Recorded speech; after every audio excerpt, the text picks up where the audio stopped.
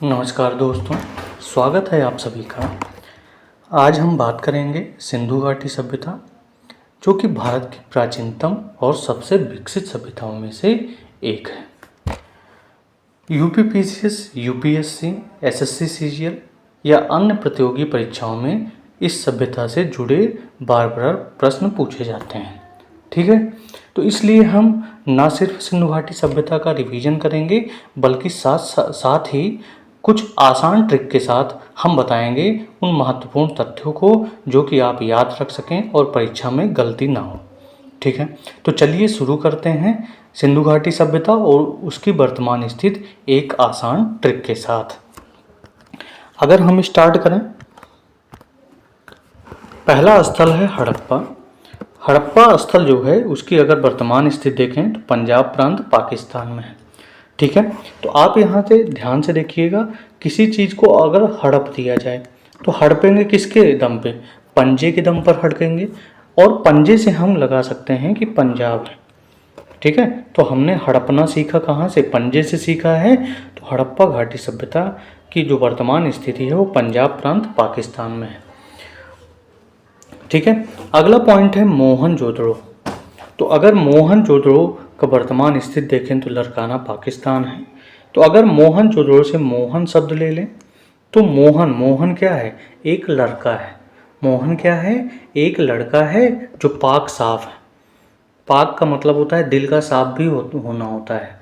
तो मोहन एक लड़का है जो पाक साफ है। तो मोहन क्या हो गया? मोहन से मोहनजोदड़ो और लड़का से लड़काना पाकिस्तान। अगले पॉइंट पर चलते हैं और हम देखेंगे रंगपुर को। तो रंगपुर अगर हम देखें तो रंगपुर कहाँ पे है इसकी वर्तमान स्थिति? तो रंगपुर की वर्तमान स्थिति है गुजरात। ठीक है, वर्तमान स्थिति क्या है? गुजरात। आपने बहुत सारे घमंडी लोगों को देखा होगा, तो घमंडी लोगों का रंग, अगर रंगपुर से हम क्या ले लें? रंग ले लें, तो घमंडी लोगों का रंग एक रात में, गुजरात से अगर हम रात ले लें तो एक रात में क्या हो जाता है? गुजर जाता है। घमंडी लोगों का रंग एक रात में ही गुजर जाता है। तो गुजर जाता है, रात में गुजरता है, तो गुजरात हो गया, और रंगपुर से हो गया, रंग से हो गया रंगपुर। ठीक है, तो आप देख रहे होंगे कि आपको ये चीज़ें आसानी से याद हो रही हैं। इसे कोरिलेट करके बताया जा रहा है ताकि आपके दिमाग में बना रहे और एग्जाम टाइम में कोई भी गलती ना हो। अगला पॉइंट है सुतकांगेडोर। सुतकांगेडोर जो है कहाँ पे है इसकी वर्तमान स्थिति? इसकी वर्तमान स्थिति है पाकिस्तान में। ठीक है, तो सुतकांगडोर का अगर हम डोर ले लें, ठीक है, तो डोर कैसा होगा? अब कोई व्यक्ति डोर पर खड़ा रहता है तो डोर पर खड़ा होकर क्या मांगता है? भीख मांगता है। तो पाकिस्तान भी क्या करता है? वह प्रत्येक देश के डोर पर खड़ा होकर क्या करता है? प्रत्येक देश के डोर पर खड़ा होकर क्या मांगता है? भीख मांगता है। तो डोर पर क्या मांगता है? भीख मांगता है। कौन? पाकिस्तान। तो आप देख रहे होंगे, आपको ये चीज़ें आसानी से याद हो रही होंगी। कालीबंगा, कालीबंगा जो है, कालीबंगा की वर्तमान स्थिति क्या है? राजस्थान में है। तो अगर हम देखें तो काली से अगर हम काली माता लगा लें तो काली माता क्या करती हैं? पूरे संसार पे राज करती हैं, या हर स्थान पर राज करती हैं।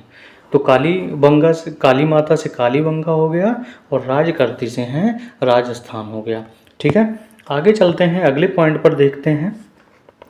तो अगला पॉइंट हम देखेंगे कि हड़प्पा कालीन स्थिति में जो अगला पॉइंट है कोट दीजी। ठीक है, तो कोट दीजी की जो वर्तमान स्थिति है कहाँ पे है? सिंध प्रांत में। कहाँ पे है? सिंध प्रांत में है। अगर सिंध से हम लगा लें सीधी, ठीक है, तो कूटेंगे तो व्यक्ति क्या हो जाते हैं? कूटने पर अगर कूट दो तो व्यक्ति क्या हो जाएंगे? सीधे हो जाएंगे, सिंधे हो जाएंगे।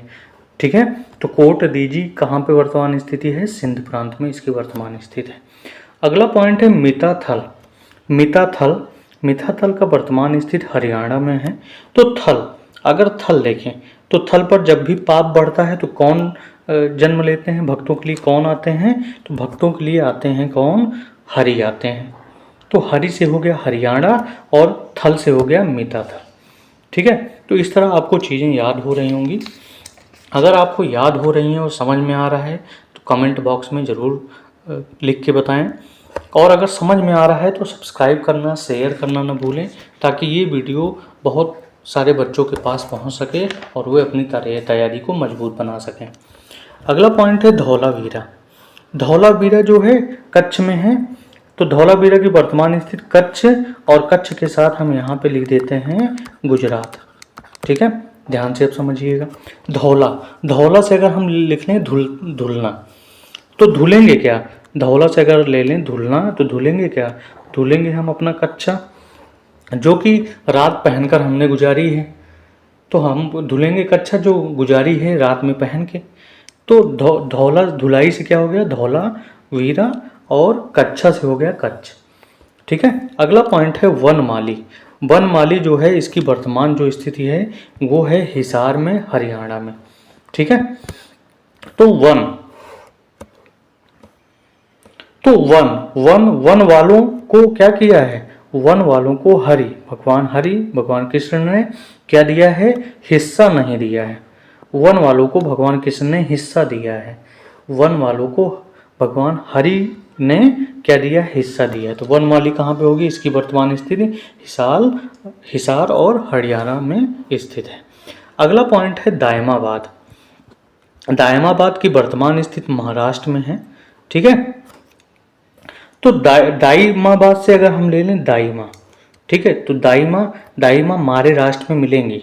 दाईमा महारे, महाराष्ट्र से महारे राष्ट्र में क्या मिलेंगी? दाईमा मिलेंगी। तो दाईमाबाद कहाँ पे वर्तमान स्थिति होगी इसकी? महाराष्ट्र में इसकी वर्तमान स्थिति होगी। अगले पॉइंट पर चलें। अगला पॉइंट हम देखेंगे चंदहुदड़ो।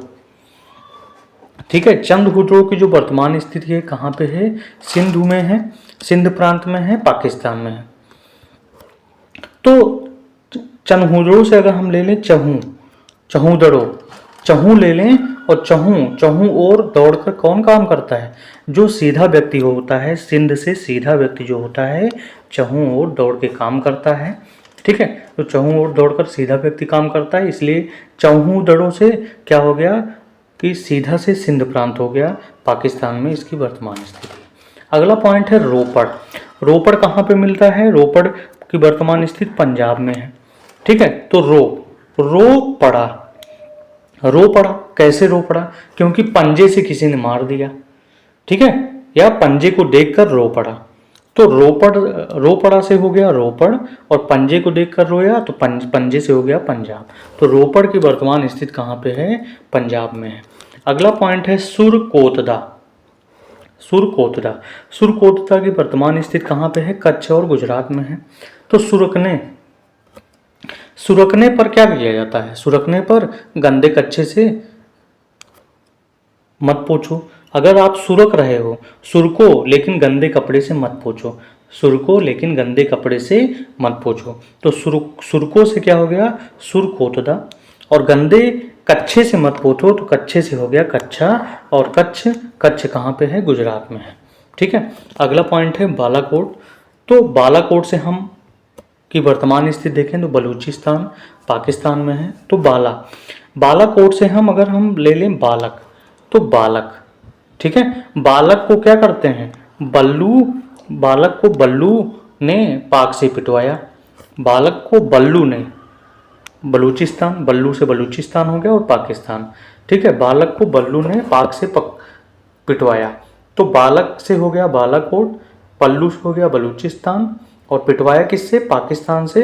तो बलूचिस्तान पाकिस्तान जो स्थिति है वो बालाकोट की है। ठीक है, अगला पॉइंट है भगवानपुरा। तो भगवानपुरा की वर्तमान स्थिति कहाँ पे? हरियाणा। ठीक है, तो आप देखते हैं भगवान कौन होते हैं? भगवान हरि होते हैं। हरि भगवान विष्णु, भगवान श्री कृष्ण होते हैं। तो भगवान कौन है? भगवान हरि हैं। तो भगवानपुर कहाँ पे है? भगवानपुर हरियाणा में स्थित है। अगला पॉइंट है राखीगढ़ी। ठीक है, तो राखीगढ़ी कहाँ पे है वर्तमान स्थिति? हिसार हरियाणा में है। तो राखीगढ़ी से अगर हम राखी निकाल लें, तो राखी पर बहनें क्या करती हैं? राखी पर बहनें हरि से हिस्सा मांगती हैं। राखी पर बहनें, जितनी भी बहनें होंगी वो हरि से, भगवान कृष्ण से क्या मांगेंगी? हिस्सा मांगेंगी। तो राखीगढ़ी कहाँ पे है? राखीगढ़ी हिसार हरियाणा में स्थित है। अगला पॉइंट है लोथल। लोथल कहाँ पे स्थित है? लोथल अहमदाबाद गुजरात में स्थित है। तो थल पर रहते रहते जो व्यक्ति बहुत ज़्यादा क्या हो जाते हैं? जिनके पास थल पे बहुत ज़्यादा थाली मिल जाती है, तो वो क्या करते हैं, बहुत ज़्यादा अहम फील करने लगते हैं, अहम में अपना दिन गुजारने लगते हैं। तो थल पे क्या होता है, थल पे लोग अहम में दिन गुजारते हैं। तो लोथल, थल से हो गया लोथल और अहम से हो गया अहमदाबाद गुजरात। अगला पॉइंट और अंतिम पॉइंट है कि आलमगीरपुर कहाँ पे है। तो आलमगीरपुर की वर्तमान स्थिति उत्तर प्रदेश में है। तो इसको कैसे याद करें कि आसानी से याद रहे। तो आलम, आलम मान लो कोई व्यक्ति है, तो आलम पूरी तरह गिरने के बाद, आलम पूरी तरह गिरने के बाद क्या करता है, उत्तर नहीं दे पाता है। आलम पूरी तरह गिरने के बाद उत्तर नहीं दे पाता है। तो आलम से क्या हो गया, आलमगीरपुर, और उत्तर नहीं दे पाता तो उत्तर प्रदेश। अब आपने देखा होगा कि ये वीडियो आपको आसानी से याद हो गया होगा और आप एग्ज़ाम टाइम में देखेंगे तो आपको ये बिल्कुल याद रहेगा। तो अगर इस तरह वीडियो आपको पसंद आ रही हो तो लाइक सब्सक्राइब करना ना भूलें और कमेंट में ज़रूर बताएं कि आपको ये वीडियो किस प्रकार से लग रही है और एग्ज़ाम में किस प्रकार से आपकी ये सहायता हो रही है। ठीक है, तब तक के लिए इस लेक्चर को यहीं पर विराम देते हैं। अगले ही वीडियो में फिर से अलग ट्रिक से आएंगे और उन चीज़ों को याद करवाएंगे जो कि एग्ज़ाम की दृष्टि से बहुत ही महत्वपूर्ण है।